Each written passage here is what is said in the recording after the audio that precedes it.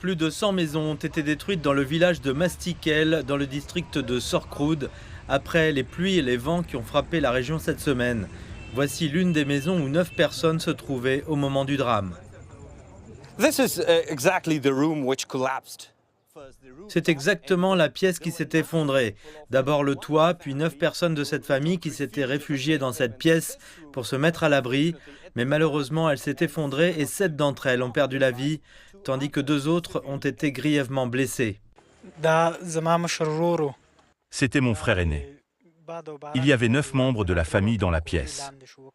7 d'entre eux ont été tués et 2 autres blessés lorsque le toit s'est effondré.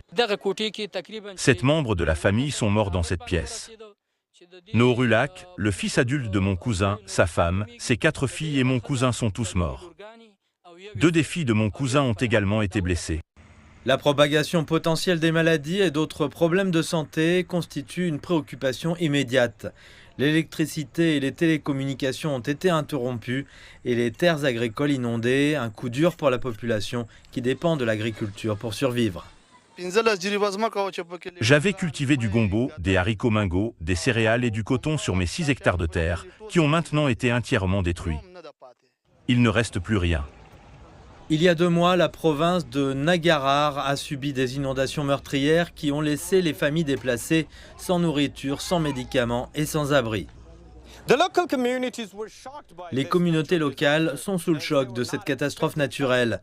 Elles affirment que la reconstruction de leur maison nécessitera beaucoup d'argent. Elles demandent instamment aux organisations humanitaires internationales et aux autorités d'intervenir et de les aider.